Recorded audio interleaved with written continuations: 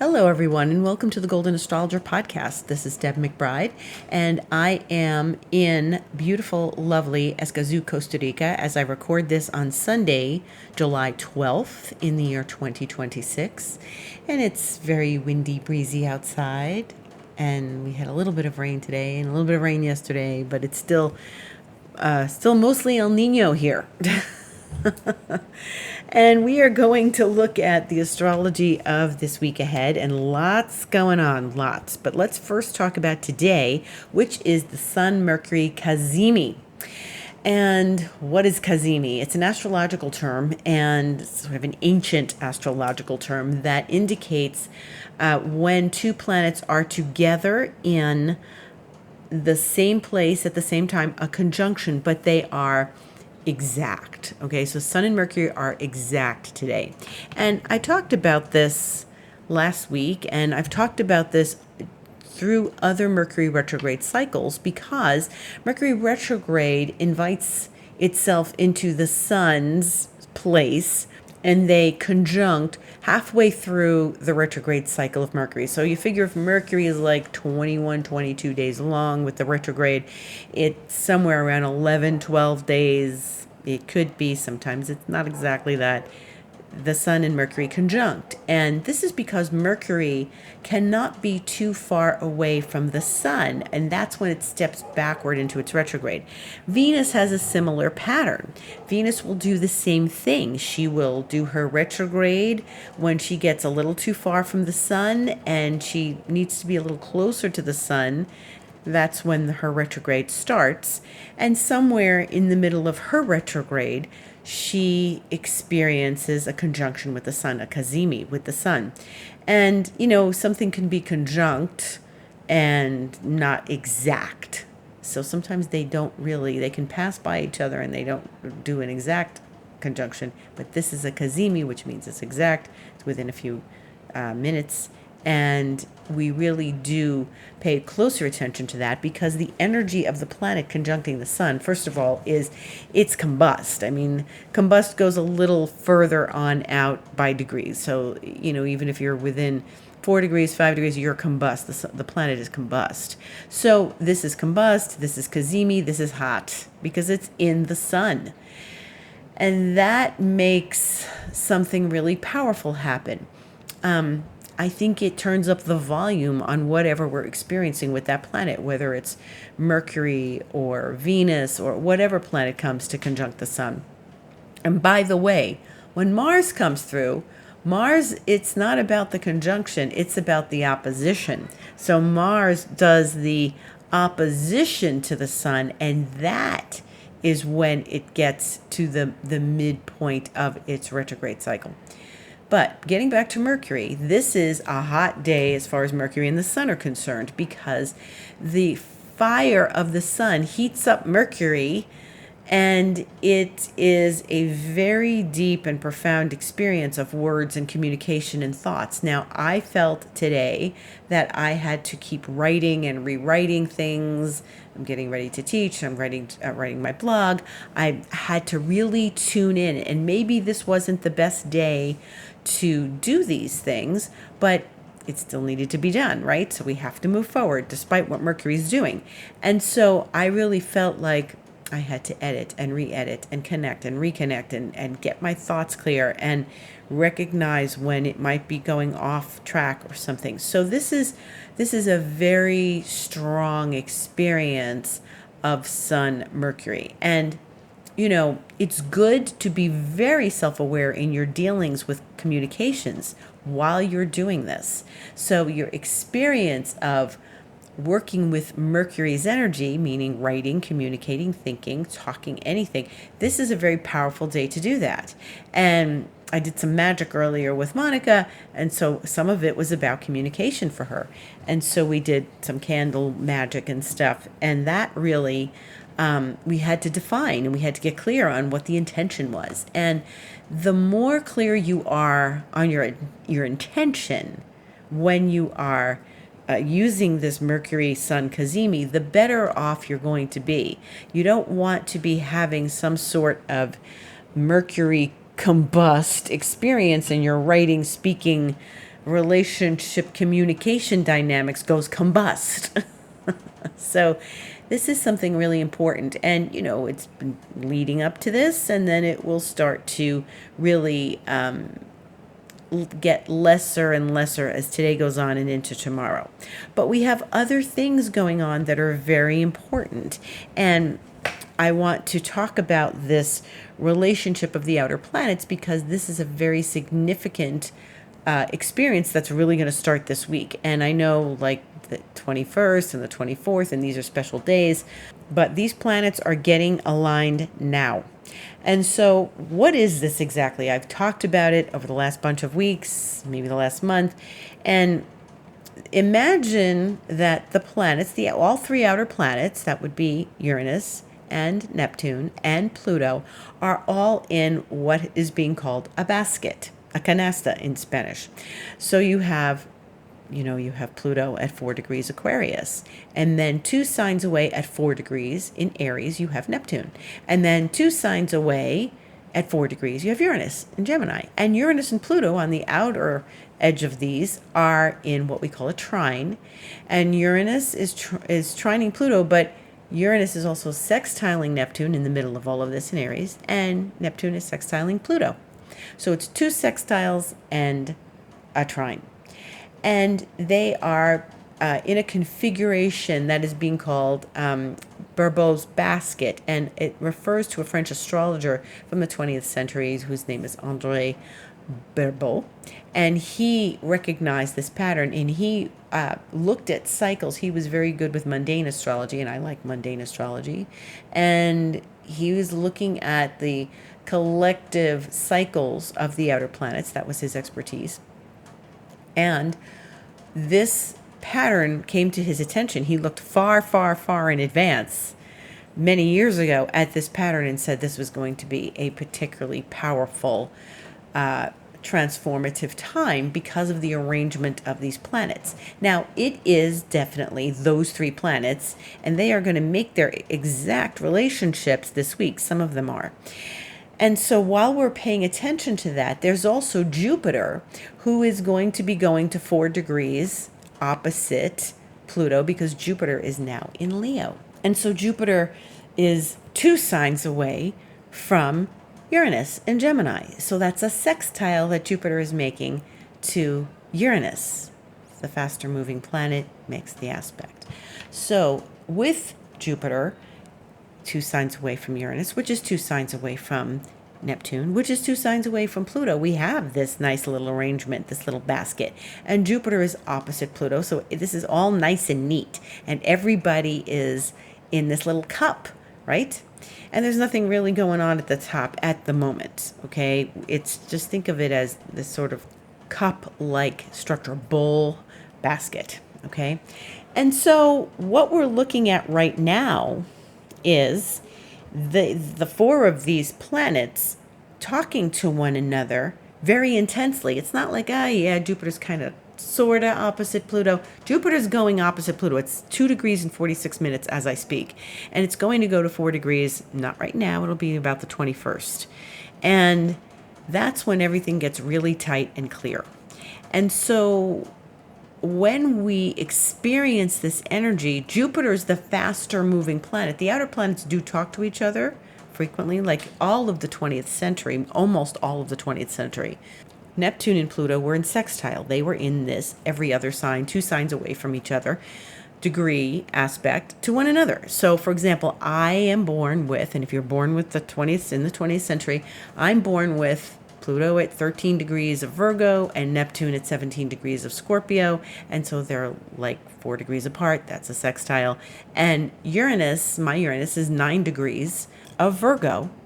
Now that's wide to Neptune. But later on in the decade in which I was born, that Uranus moved closer, and then everybody was sort of in this sextile between Neptune, Uranus and Pluto conjunct, and Neptune. So that was one configuration, and things changed during that time. Things changed. So this is different because Uranus and Pluto back then they're conjunct, and sometimes, when you have Sun, Venus, it's not always a hard aspect, but when you have Uranus and Pluto, that's a hard aspect. These are not in a hard aspect. Okay, this is soft and flowing. The only hardness is Jupiter opposite Pluto. And so there needs to be a little bit of an edge on this, right? And what this French astrologer, Andre Barbault, talked about is that this was a big consciousness raising experience. And I do believe that it is that, but I'm going to get up in the morning and still feed my cat, right? So on some level, flying saucers are not going to appear in our backyards tomorrow. I'm still going to get up and feed my cat. You are still going to get up and do your chores and go to work, and we're all going to do what we need to do. And it may not look terribly different, but this is about feeling. This isn't not about physical appearance so much. It's about feeling a shift inside oneself. And it is about encouraging the use of this energy. Remember, sextiles and trines need to be used. They are not squares, okay? Squares force us into decisions. They force us to stop behaving a certain way. Conjunctions come on top of us and they force us to deal with that energy, right? The only tension here is Jupiter opposite Pluto, which is, pretty intense. But Jupiter is in trine to Neptune and Aries. So that's smooth. So they're all supporting one another, right? So there's this sort of overlapping two trines and lots of sextiles, and this is all very smooth. And it is not something that we're going to be slapped upside the head and all of a sudden the aliens are landing and it's going to be like an episode of Doctor Who. This is really something that we have to sit with, intuit, and use the energy for. So if you're launching projects, well, it's Mercury retrograde, and you're probably saying, it's Mercury retrograde, I'm not going to launch anything now. It's a reflective time. It's a reflection of our lives and what's happening for us and what we want to set forth. It's about setting intention. And so this isn't so obvious in the 3D material world. This is about taking the time with this, setting intention, and getting the ball rolling and moving things through this time period. And, when things get set up like this, they happen and then they move on. Jupiter's going to move quicker than all of these planets. And then, these planets are going to sextile each other and come back during the retrograde and do it again and that kind of stuff. And it won't ever be like this again because Jupiter's going to go to 4 degrees and not come back to 4 degrees Leo again. Okay? This is something very interesting and profound because when these things get set up, the energy starts to flow, the energy starts to move, and we notice the changes in our lives later. So let me use 2020 as an example. Saturn and Pluto were in touch and pretty much conjunct one another in 2019, okay? I was watching them. I knew the conjunction was going to happen. If you listened to my podcast back then, you caught me talking about the occultation of the moon making an occultation over Saturn and Pluto, okay? It would slide over them once a month when it went into Capricorn, and so something was being blocked. But what happened then is that Saturn and Pluto did not become exact with each other until January of 2020. Now, it was, for all intents and purposes, they were conjunct in 2019, which, what I always say, you have a baby in like July 2019, you got Saturn and Pluto conjunct. Oh, the baby's got Saturn and Pluto. They're a Saturn Pluto kid. Okay, but when that conjunction happened, nothing happened. There was an eclipse. I saw a UFO. This was like big for me. And I'm like, maybe that's what Saturn and Pluto were going to be for me. And then Jupiter got close to them. And then all of a sudden things started happening. Saturn moved on and went into Aquarius. But everything started to happen a couple months later with COVID. And so we did not see it the weekend of, which means this week, when I'm about to tell you, you're probably not going to exactly see what the sextile of Uranus and Neptune is going to be on Wednesday afternoon. Okay, so that means you're going to say, Deb, that was nothing. Well, wait a few months. We've got to see. We have to see where they set the ball rolling. That's what these aspects do. Just because they're happening at the same time, they're not inner planets. This is not, Venus and Mars like, wow, that was tough, or that was a little ornery in my relationships and my friendships and stuff, a little ornery. Mars and Venus are together. It's, a little hot-blooded and a little bit of brain cells busting. And no, these are outer planets. We don't see them in the 3D world without a telescope. They can't be seen with the naked eye. Therefore, what they're doing and how they're communicating with each other in this universe where we are all connected, and archetypally as they are, experiencing this relationship to one another, I would say that this is something that is going to affect us on a very deep level, consciousness raising, but we are not seeing it tangibly. Like I said, you're going to get up and take your dog for a walk, right? You're going to feed your cat. You're going to go to work. You're going to feed your kids. You're going to send them off to summer camp. This is something profound and deeply embedded in the collective unconscious. So on Wednesday at 4:32 p.m. Eastern Time, we're going to have Uranus in Gemini sextile Neptune in Aries. And the placements of these two planets, nobody on Earth has lived through this. Neptune is in Aries. Yes, there are people who have Uranus in Gemini because they were born during, the end of World War II or during World War II or before World War II, right before. So there's people with Uranus in Gemini, but nobody's got Neptune in Aries because that didn't happen for 168 years, okay? So when you've got these two talking to each other, none of us on Earth know what that is. And so Uranus is the planet of innovation, genius, brilliance, lightning bolts, information at warp speed in Gemini. And Neptune is the planet of vision qualities, visionary experiences. It's also the experience of, delusion, illusion, creativity, spirituality, and empathy, deep empathy. And so something really profound is happening in the collective unconscious. Neptune is like the ocean. It's the water. Uranus is like, the lightning. Pluto is like the volcano.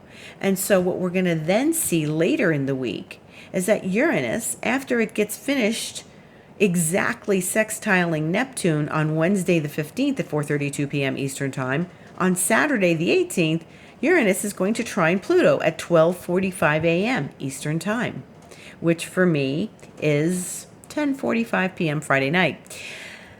Well, I have a Uranus-Pluto conjunction, and the people of my generation have that conjunction. And I went through something during the square. Well, that was when I discovered Costa Rica. I mean, a lot happened because the square went on for a long time. But this is another thing. This is a trine. And so if you're born in the same decade I'm born, and you have that Uranus-Pluto conjunction, you know who you are, then you are probably going to experience something profound. And I don't mean, necessarily material world. It's going to probably be something very deep in your consciousness that shifts. And it may have a lot to do with what was going on from like 2012 through 2016. Okay, when they were squaring each other for the first time since they conjunct. And that experience is profound.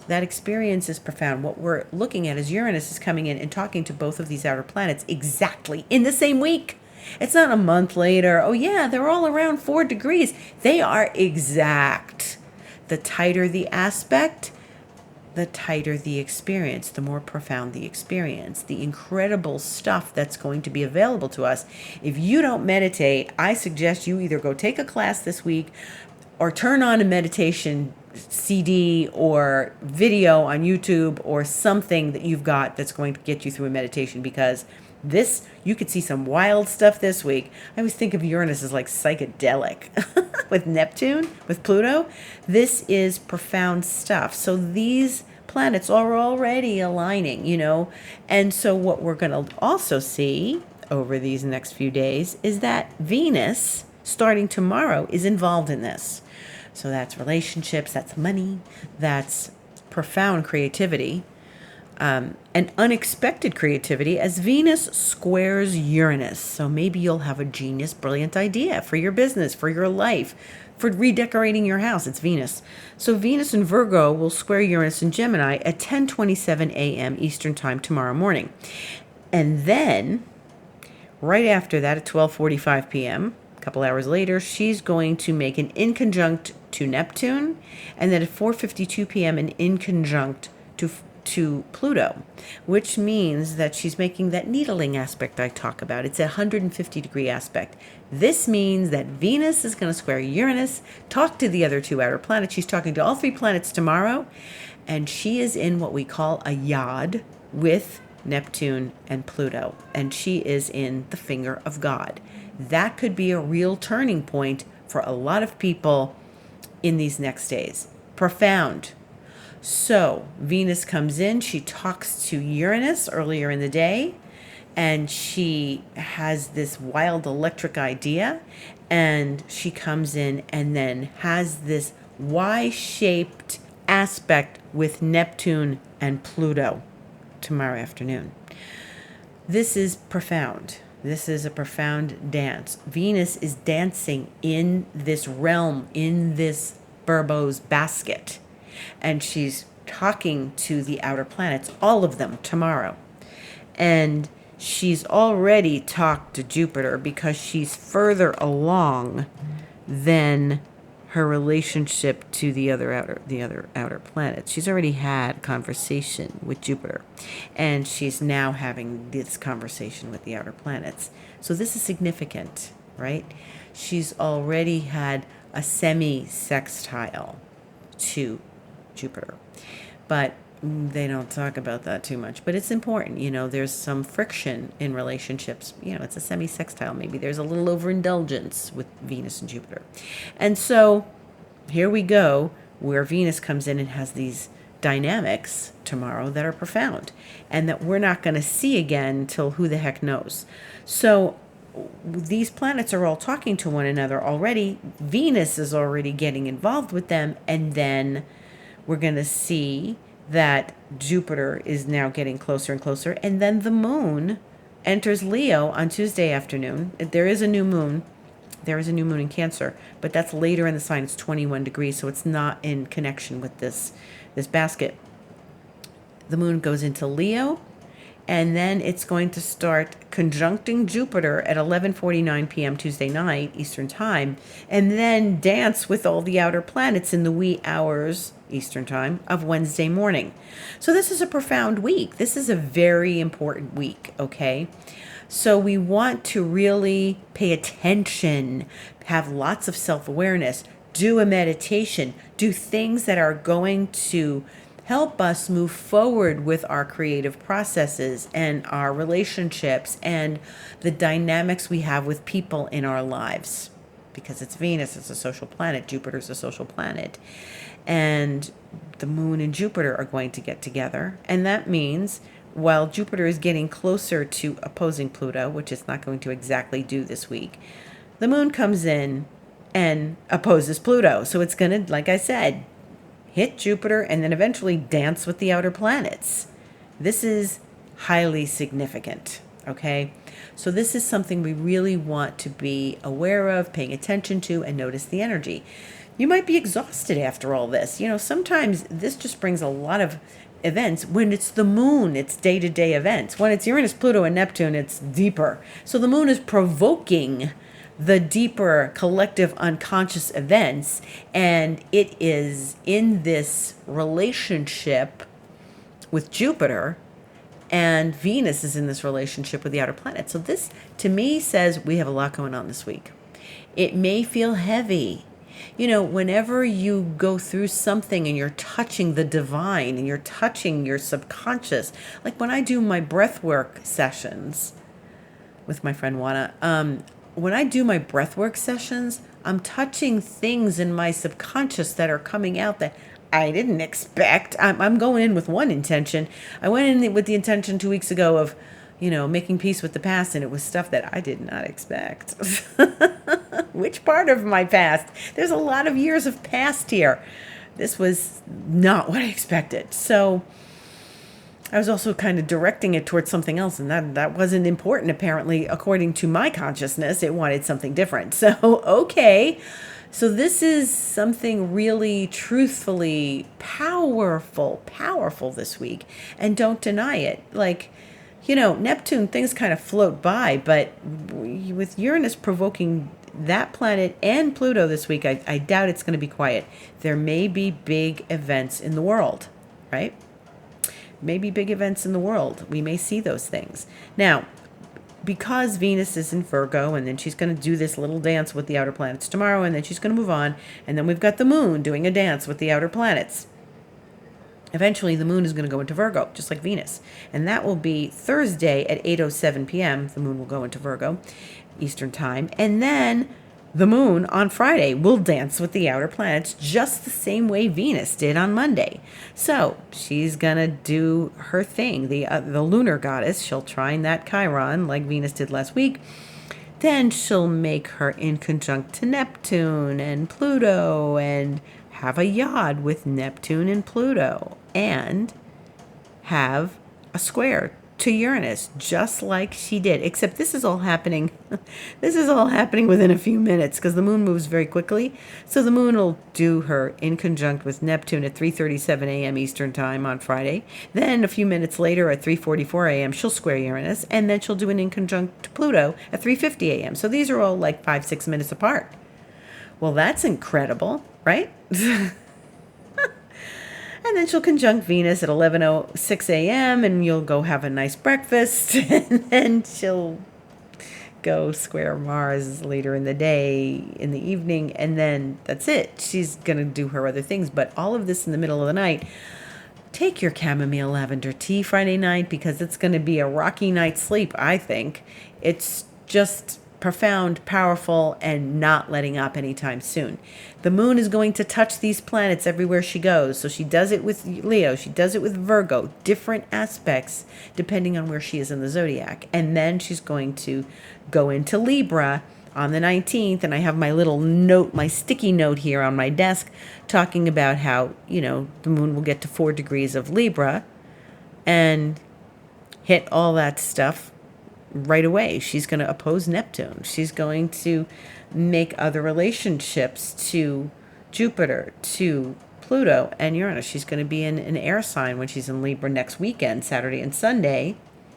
And on Sunday, she's going to really make that dynamic of a grand trine with Uranus and Pluto. Wow. So this is a stunning week. This is a stunning week, and this is an alignment that we cannot deny. When we get into next week, there's going to be more profound stuff. Jupiter's going to trine Neptune, and then it's going to be opposing Pluto. Jupiter's going to get into the exactitude of the 4-degree relationship that these other planets are involved with. And so I encourage you to use this energy. Sit down with yourself. Go deep with your creativity, deep with your consciousness, deep with your sensitivity, your thoughts, the things you wish to develop and create, and heal. Heal in your life. What is it that you want to heal? That's deeply creative too. Wow, this is a stellar week. In other aspects, there will be a new moon on Tuesday the 14th at 21 degrees, 59 minutes, 22 degrees of the cardinal signs of Cancer, okay? And so that is the cardinal axis as well, the world axis as well, and it also puts us at 6 degrees of the mutable signs that it's affecting by semi-square. So if you've got something at 6 degrees, Sag or Gemini, Pisces, or Virgo, and it should really be 6 degrees. It shouldn't be like 10. Then you're probably going to feel this. So that's one thing. 21 degrees, almost 22 degrees Cancer. And so that's a very profound relationship to the cardinal axis, and it's a point there. So I expect things to happen this week in the world. We're going to hear things. We're going to see what's happening. Some profound revelations. When consciousness expands, things leave. People leave. Situations stop. We have something new happening, and so we have to say goodbye to the old. And so it's important to recognize what you need to surrender to, what you need to let go of, what you need to release as the past, gain wisdom from your past, and don't take it with you into the future. This is a time of great heart opening because Jupiter is in Leo, the sign of the heart. And so if you're going to approach something new now, it's coming from your heart, not from ideology, not from your brain, not from analysis. It's coming from your heart. And so we have to go into our hearts right now to decide what seeds we're planting under the Cancerian new moon, which is happening right with all of these planets aligning in this fantastic combination of smooth and beautiful and opening relationships to one another, these planets to one another. And so I invite you to look at what type of beautiful, blooming future you want to plant seeds for now as we experience this phenomenal relationship between these planets. Who could you become next? What is the next level of your life, of your becoming? What does that look like? What would you love to see bloom in your life? What seeds do you want to plant now? So sit down, set intention, light a candle, spend time with it, open your heart. And Jupiter in Leo is all about opening the heart. And we have this for the next 13 months. So let's experience an open heart, especially as we come through this phenomenal week of planetary relationships. On Tuesday, the 14th, this Tuesday, Dr. Joe Dispenza is having a brand new live stream that you can join. It's only $59. You could go to his website, drjoedispenza.com, and it is called Entangled. And he'll give a lecture, and this will be streamed from his retreat that he's doing. He'll give a lecture and a meditation. And I have attended these events before, actually back in April. He did one about kaleidoscope, and it was really fantastic. So I highly recommend it. It's a new lesson and a meditation. It's at 5 p.m. Eastern time, and if you can't make it, then what you do is you just sign up for it, and then you get access to it the whole following weekend of Friday, Saturday, Sunday, Monday. Okay, so the 17th through the following Monday, you can watch it as many times as you want, and it's on the topic of entanglement and quantum entanglement and how two particles can become so connected that they behave as one system, even when separated by vast distances. And so this is what he's going to describe, he's going to teach, he's going to explain, and then he's going to do a meditation relative to that. So I think this is really exciting, and I would highly recommend people looking into this, joining it. It's only $59. You get to watch it multiple times if you want to. I'm going to go to it and then continue to watch it over the weekend, next weekend. So yeah, I think this is a wonderful experience and perfect for this week to understand the nature of how we are all connected. And quantum entanglement is something I've studied for a number of years, also because of my New Vision system, and that really gets into a quantum entanglement when you're working with different aspects of the field, of the quantum field, and any sort of holographic pattern in the field. So I also had to learn about the quantum model of reality in my chemistry studies. So quantum entanglement's part of that, the old quantum mechanics models that I studied back then. So yeah, it's fascinating. It's fascinating, and I highly recommend it. So, and if you are interested in finding out where these beautiful patterns are opening in your astrological chart and what areas of your life they are talking to, well, then I highly recommend you come to me for a session and we can discuss where this is all landing so that you can take advantage of this energy. And to do that, to have a session with me, you just go to my website, thegoldenastrologer.com, click book online, and set up a session for yourself. And if you would like to have a Reiki session while all of this is going on, well, that could be really profound, and I highly recommend that. So you can also book that on my website when you click book online.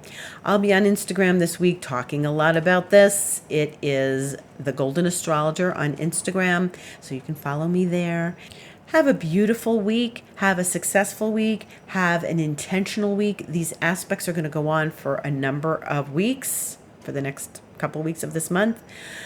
I thank you so much for listening. Many blessings to all of you. Much gratitude for listening, and have an incredible experience.